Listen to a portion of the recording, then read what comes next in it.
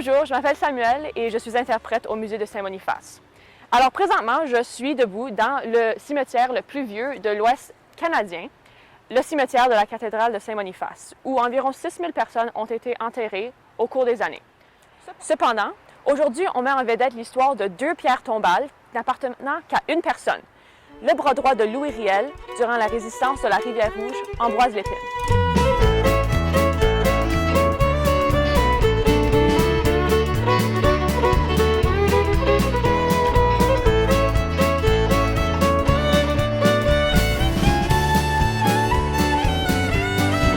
La Rivière-Rouge qui se trouve derrière moi actuellement a toujours été très importante aux habitants de cette région.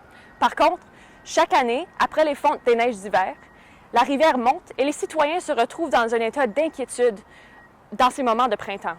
Saint-Boniface, se trouvant à l'est de la rivière, subit ces inquiétudes et pour de bonnes raisons.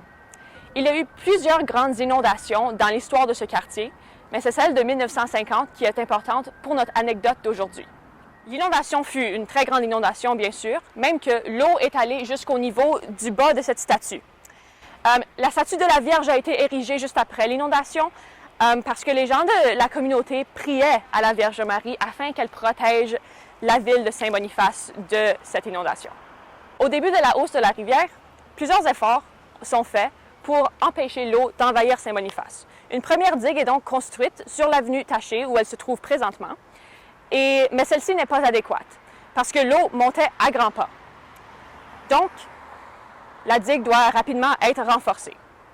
Selon les travailleurs, la seule façon de faire ceci était de prendre la terre du cimetière parce que l'eau montait tellement rapidement que c'était la seule terre disponible et assez proche de la digue pour faire le travail.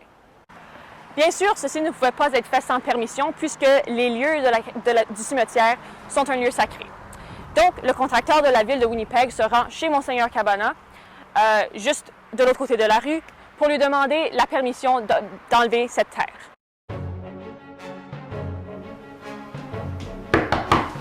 Oui? Monseigneur, la rivière monte. Il faut qu'on utilise la terre du cimetière pour renforcer la digue. Pas question, ces terres sont sacrées. Mais Monseigneur, si on ne le fait pas, la communauté sera inondée.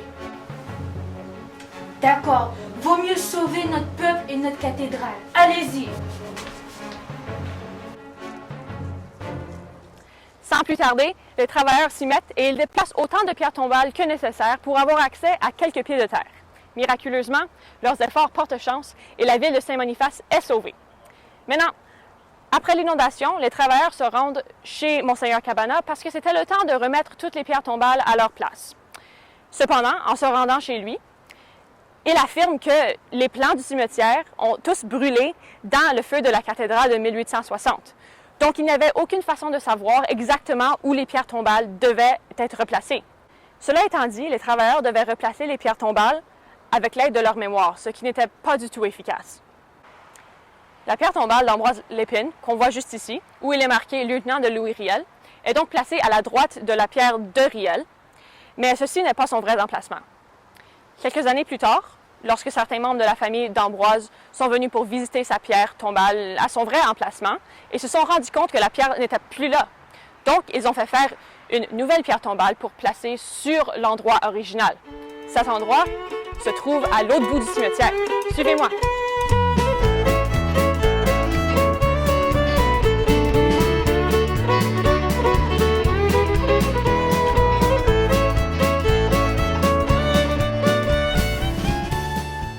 Donc ici se trouve le vrai emplacement d'Ambroise Lépine.